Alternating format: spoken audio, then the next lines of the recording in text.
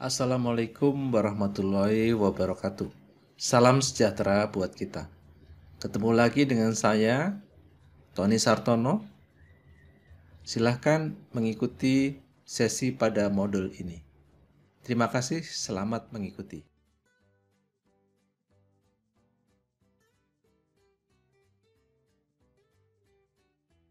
Modul ini adalah 5R101. Ringkas. Proses memilah barang yang diperlukan dan yang tidak diperlukan. Rujukan dari buku Hiroyuki Hirano, Penerapan 5S di Tempat Kerja. Tujuan ringkas. Tujuan ringkas adalah memahami, membedakan antara yang diperlukan dan yang tidak diperlukan, serta membuang yang tidak diperlukan. Memilah barang yang tidak diperlukan bisa kita lihat pada kondisi di sekeliling tempat kerja kita. Kita lihat di dalam lokasi kantor, di bawah meja, di atas meja, atau di belakang kursi merupakan tempat-tempat peletakan barang-barang yang sembarang, yang diperlukan dan yang tidak diperlukan.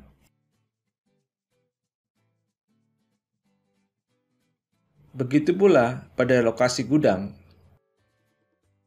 barang-barang yang bercampur antara yang diperlukan dan yang tidak diperlukan, kondisinya berantakan.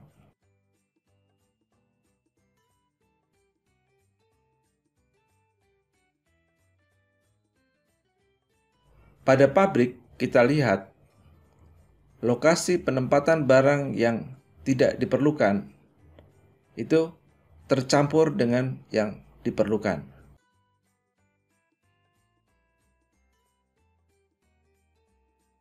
Kondisi tempat kerja berantakan.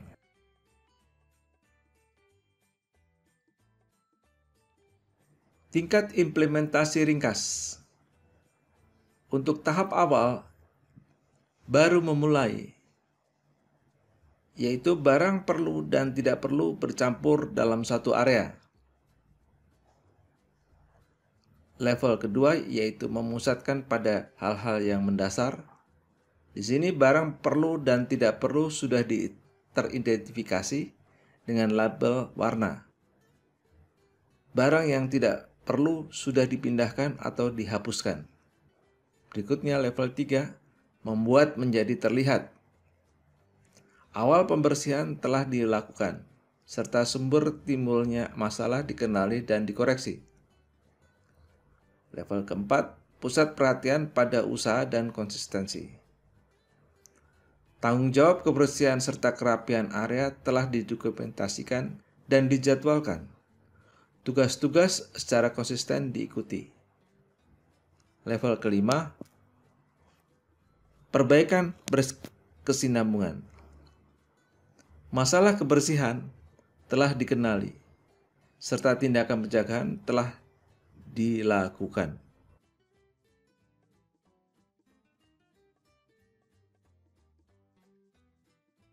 Memilah barang yang tidak diperlukan. Di sini memilah adalah barang yang tidak diperlukan.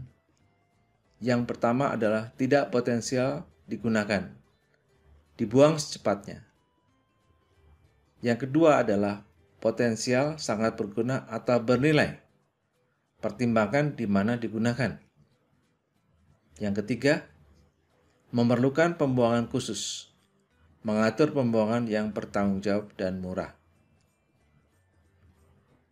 Dalam hal ini, untuk dibuang atau dihapus itu melewati step bisa dijual, digunakan lagi, atau ditempatkan pada area retek.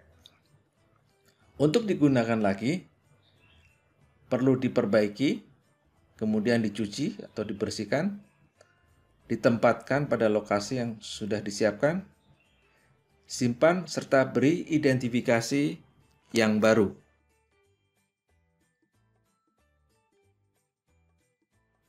Memilah barang yang tidak perlukan, yaitu ada recovery menggunakan label merah, reuse atau digunakan ulang, atau recycle.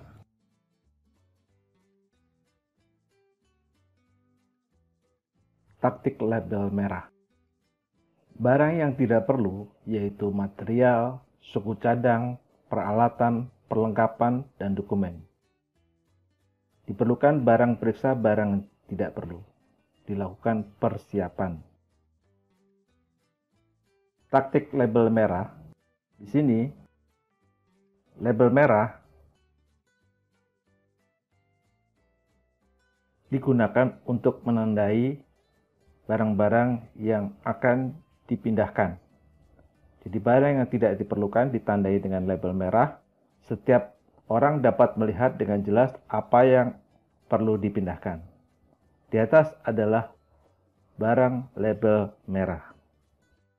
Aktivitas persiapan untuk penandaan label merah.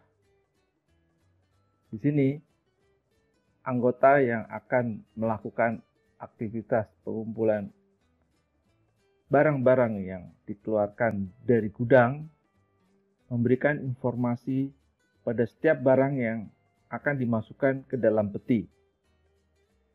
Isi peti adalah barang-barang yang diberikan label merah. Di sini barang-barang tersebut akan dipindahkan untuk nantinya disatukan dengan peti-peti label merah yang lain. Setelah selesai, setiap peti diberi informasi mengenai isi peti, nomor peti, dan apa yang menjadi arahan selanjutnya. Hasil dari aktivitas pemindahan gudang menjadi lebih cerah. Ini adalah box berisi label merah. Kemudian box tersebut dicat dengan warna merah. Jadi peti merah atau box merah.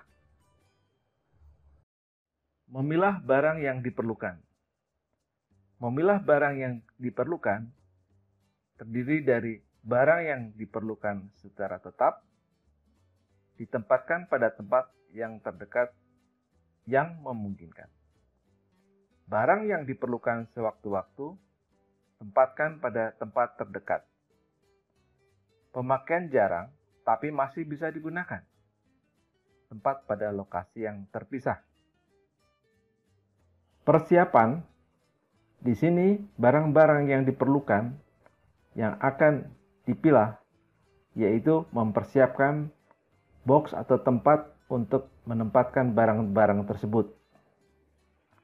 Kemudian, dokumen-dokumen dan barang yang akan digunakan sehari-hari yang sudah dikelompokkan dan teridentifikasi dimasukkan ke dalam box-box atau tempat simpan yang sementara. Kemudian, box-box tadi diberikan identifikasi untuk memperjelas isi dokumen yang disimpan. Untuk box yang ditempatkan pada tempat yang terdekat, yaitu adalah daerah area kerja kita atau lemari. Kemudian untuk box yang ditempatkan pada tempat terdekat, itu bisa di lemari atau karton box. Sedangkan untuk di gudang simpan atau di karton box bisa juga ditempatkan pada lokasi yang terpisah, yaitu lokasi penyimpanan yang terpisah. Contoh ringkas yaitu mengatur ruang gudang, kantor dengan membuang barang yang tidak perlu, memperhatikan barang yang rusak, dan menjaga daerah sekitar meja kerja dijaga supaya rapi. Kita lihat di sini contohnya. Barang atau dokumen-dokumen diletakkan di bawah kolong meja, kemudian dibersihkan.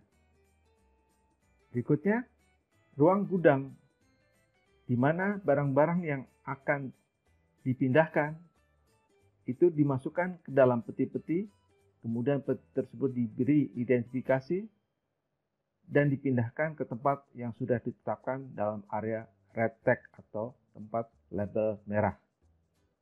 Dan hasilnya ruang gudang kelihatan lebih cerah karena barang-barang sudah dipindahkan ke ruang area red tag.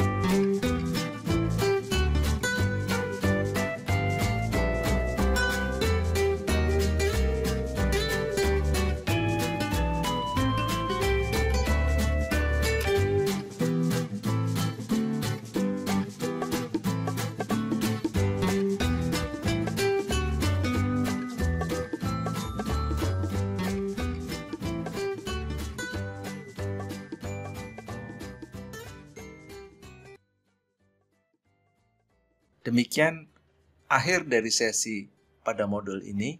Sampai ketemu lagi pada sesi modul yang akan datang. Terima kasih. Wassalamualaikum warahmatullahi wabarakatuh.